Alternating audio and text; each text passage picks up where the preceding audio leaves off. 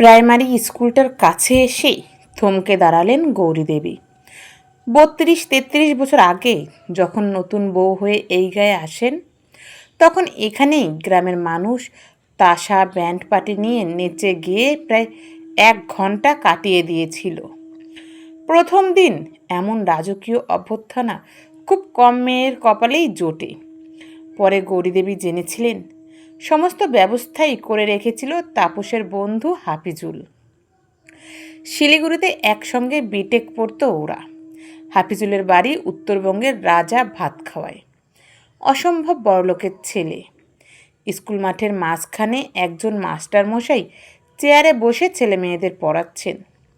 বাচ্চারা প্রায় মৌমাছির মতো তাকে ঘিরে ধরেছে। কয়েকজন দুষ্টু ছেলে স্যারকে কেন্দ্র করে গোল হয়ে দৌড়ে বেড়াচ্ছে।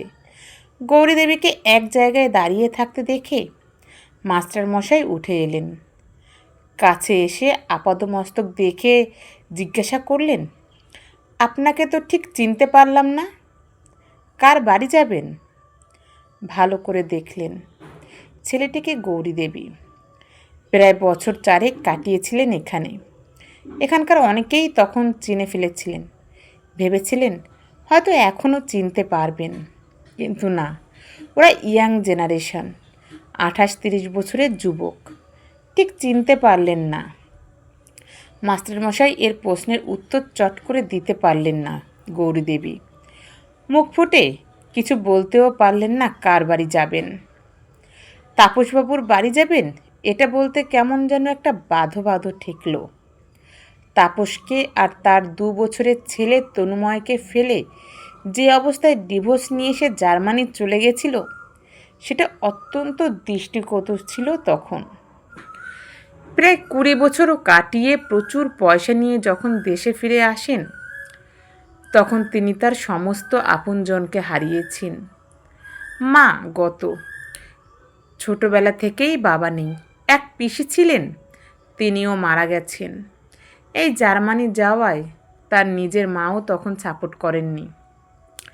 তিনি রেগে বলেছিলেন, এত বড় ঘরে তোর বিয়ে দিলাম, জামাই কলেজে পড়ায়, এরপর আর কি লাগে?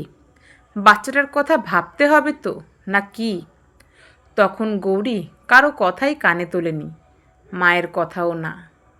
ফলে রেগে তিনি আর মেয়ের সাথে সম্পর্ক রাখেননি। সে সময় গৌরীরও অত্যন্ত অভিমান হয়েছিল। অনেক কষ্ট করে পরীক্ষা দিয়ে বিদেশে পিএইচডি করার সুযোগ পেয়েছিল তিনি। সে শুধু সুযোগ নয়, লাখ টাকার উপর মাসে মাসে দেবেন তারা। এমন সুযোগ কিছুতেই হাতছাড়া করতে চায়নি গৌরীদেবী। এমন সুযোগ জীবনে চট করে আসেও না। নিজস্ব আইডেন্টিটি কে না তৈরি করতে চায়? তাপস যখন প্রথম কথাটা শোনে, তখন বলেছিল, মাত্র 2 বছরের ছেলে আমাদের। তখন গৌরী কোনো কিছুই শোনেনি। তাপসকে ডিভোর্স দিয়ে, ছেলেকে ফেলে রেখে, মাকে কাঁদিয়ে সে জার্মানি চলে যায়। প্রতিজ্ঞা করে যায় কোনোদিন সে আর দেশে ফিরবে না, কারোর সঙ্গে কোনো যোগাযোগ রাখবে না, মরে গেলেও না। কিন্তু রিটায়ারের পর সমস্ত কাজকর্ম ফুরিয়ে গেলে জার্মানিতে একদম একা হয়ে যান গৌরীদেবী। তখনই তার মনে পড়ে দেশের কথা, ছেলের কথা। ফিরে এসে নিউ টাউনে কোটি টাকার ফ্ল্যাটও কেনেন। সন্ধে হলেই নিয়ম করে সিটি সেন্টারেও যান। মানুষজনও দেখেন, কোলাহল শুনেন অগণিত লোকের, কিন্তু একাকিত্ব বড় ভয়ঙ্কর। নিজেকেই নিজের কাছে শত্রু করে তোলে। একটা সময় মারাত্মক ভয় চেপে বসে বুকে, হতাশা গ্রাস করে, মৃত্যু ভয় ঘিরে ধরে। সামান্য একটা সাহায্যের হাত তখন মনে হয় ভীষণ দরকার। মনে হয় টাকা নয়, পাশে মানুষ দরকার, একান্ত আপনজন দরকার। তিনি যেদিন প্রথম ভাবেন ঝামালডাঙ্গা, তাপস ছেলেকে একবার দেখতে যাবেন, লুকিয়ে হলেও নিজের ছেলেকে দেখতে যাবেন, নিজের বরকে দেখতে যাবেন, সেদিন ভেতরে ভেতরে খুব আনন্দ হয়েছিল। এক্সাইটেড ছিলেন কদিন, কিন্তু আজ যখন সেই প্রাইমারি স্কুলের কাছে এসে দাঁড়ালেন, তখন যেন পৃথিবীর সমস্ত লজ্জা তাকে ঘিরে ধরল। নিজেকে অপরাধী মনে হলো। মাস্টারমশাই আবার জিজ্ঞেস করলেন, কোথা থেকে এসেছেন? কার বাড়ি যাবেন? গৌরীদেবী যেন চমকে উঠলেন।